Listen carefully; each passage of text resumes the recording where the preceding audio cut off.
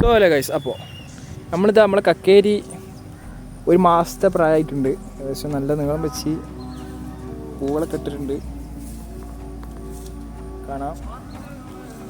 നമ്മളിതാ ഇപ്പോൾ നമ്മൾ വള്ളിമ കയറ്റി അതുപോലെ അടിയിൽ വരുന്ന ശിഖരങ്ങളൊക്കെ കട്ട് ചെയ്ത് ഒഴിവാക്കിയിട്ടുണ്ട്. അതുകൊണ്ട് തന്നെ മെയിൻ ശിഖരം നല്ല നീളത്തിൽ കയറിപ്പോവും. അതിലൊരു പോസിറ്റീവാണ്. നമ്മളാ പ്രൂണിങ് ചെയ്തുകൊണ്ടുള്ള ഉപയോഗം എന്താ വെച്ചാൽ നമ്മളെ മെയിൻ ശിഖരം വെച്ച് ബാക്കിയുള്ള എക്സ്ട്രാ വരുന്ന ശിഖരങ്ങൾ, അടിയിൽ വരുന്ന ശിഖരങ്ങളൊക്കെ ഒഴിവാക്കുകയാണ് നല്ലത്.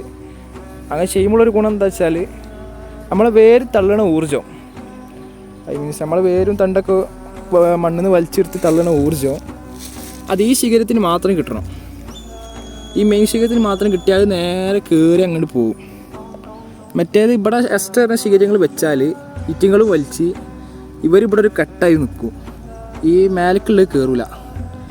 അപ്പോൾ അത് നമ്മൾ എക്സ്ട്രാ ഉള്ളത് അത് കട്ട് ചെയ്ത് ഒഴിവാക്കിയാൽ അത് നേരെ മെയിനാണ് കയറിക്കോളും. പിന്നെ അത് ആ പൂവൊക്കെ വന്ന് ഒക്കെ കായ്പൂവാണ്.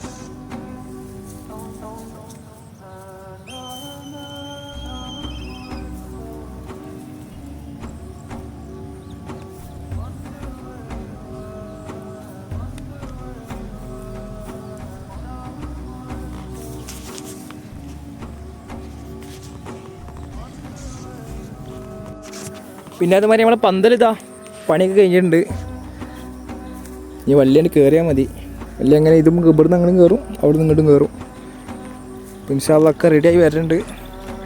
നമ്മൾ ചാനൽ സബ്സ്ക്രൈബ് ചെയ്യാത്തവർ സബ്സ്ക്രൈബ് ചെയ്താൽ ഇത് കായ് ഉണ്ടായാലും ഒക്കെ നമ്മൾ വീഡിയോ ഇടും. ഓക്കെ.